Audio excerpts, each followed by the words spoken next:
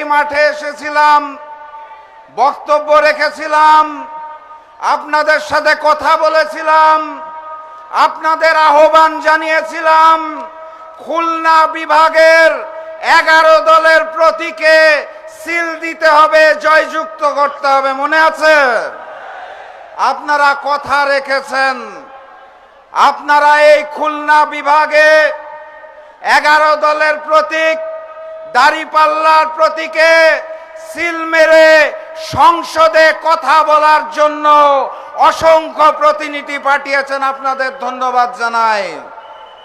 কিন্তু একই সাথে সাথে সেই নির্বাচনে ম্যানেজ ভোটের মাধ্যমে মিয়া গোলাম পরোয়ারের মতো খুলনার রয়্যাল বেঙ্গল টাইগারদের সংসদে যেতে দেওয়া হয় নাই। আমরা এই নির্বাচনকে ধিক্কার জানাই। সেই নির্বাচনের পূর্বের ভাষণে আপনাদের আহ্বান জানিয়েছিলাম গণভোটে হাকে জয়যুক্ত করতে হবে। আপনারা গণভোটে হাকে জয়যুক্ত করেছেন, কিন্তু ম্যানেজ ভোটের মাধ্যমে যারা রাষ্ট্রীয় ক্ষমতা দখল করেছে তারা জুলাইয়ের শহীদের রক্তের সাথে বেঈমানি করে জুলাই সনদকে মানতে চায় না। কথাবার্তা পরিষ্কার, গণভোটের আলোকে জুলাই সনদ বাস্তবায়ন করতে হবে। তারা আবার সংসদে যে বলতে চায় অক্ষরে অক্ষরে নাকি জুলাই সনদ বাস্তবায়ন করবে। কোন অক্ষর? কার অক্ষর?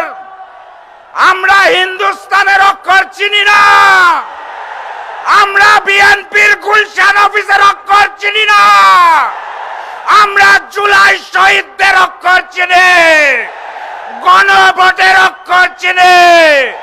গণভোটে যেই রায় এসেছে সেই অক্ষরে জুলাই সনদ বাস্তবায়ন করতে হবে। কথা ঠিক আছে তো নাকি? প্রস্তুত আছেন তো নাকি? যদি না হয় সংসদে, সমাধান হবে রাজপথে। সংগ্রামী সাথী এবং বন্ধুগণ, আকাশে প্রচন্ড রোদ, প্রচন্ড তাপ। এই আকাশে কালো মেঘ দেখা যাচ্ছে, ছুটে আসছে ওই হিন্দুস্তান থেকে। অখণ্ড ভারতের স্বপ্ন দেখা হচ্ছে। ভারত থেকে নবনিযুক্ত হাই কমিশনার এসে অখণ্ড ভারতের গল্প শোনাতে চায় আমাদের।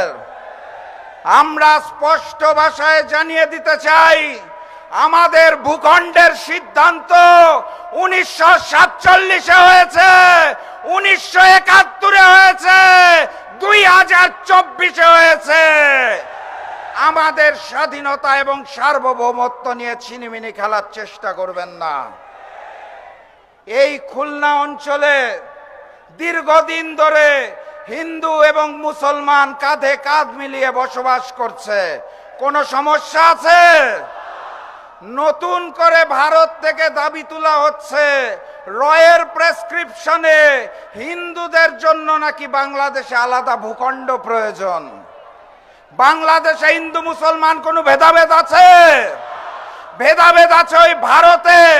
ওখানে কুরবানি করতে দেওয়া হয় না, ঈদের নামাজ পড়তে দেওয়া হয় না। আমরা তো ভারতের 20 কোটি মুসলমানের জন্য আলাদা ভূখণ্ড চাই নাই। আপনারা কেন বাংলাদেশের দিকে চোখ দিচ্ছেন? এই বাংলাদেশের চট্টগ্রাম বিভাগ নিয়ে আগে থেকে ষড়যন্ত্র চলছে। নতুন করে এখন রংপুর বিভাগ নিয়েও তারা ষড়যন্ত্র করতে চায়। কথাবার্তা পরিষ্কার, আমার চট্টগ্রাম, আমার রংপুরের দিকে চোখ দিলে ওই হিন্দুস্তানের 7 সিস্টার চূর্ণ বিচূর্ণ হয়ে যাবে ইনশাআল্লাহ। সংগ্রামী সাথী এবং বন্ধুগণ, বক্তব্য দীর্ঘায়িত করব না। বাংলাদেশের স্বরাষ্ট্রমন্ত্রী, যিনি ভারতের মুখ্যমন্ত্রীর ভাষায় কথা বলেন, বাংলাদেশের ম্যানেজ ভোটের প্রধানমন্ত্রী, যিনি জবান খুলতে পারেন না, তাদের জানিয়ে দিতে চাই নত জানু পররাষ্ট্রনীতি ত্যাগ করুন। স্বাধীন সার্বভৌম বাংলাদেশের জন্য এবং গণভোট বাস্তবায়নের জন্য 11 দল রাজপথে নামবে এবং বিজয় ছিনিয়ে আনবে ইনশাআল্লাহ। প্রস্তুত আছেন? খুলনার বাঘেরা প্রস্তুত? আওয়াজ তুলুন, নারায়ে তাকবীর।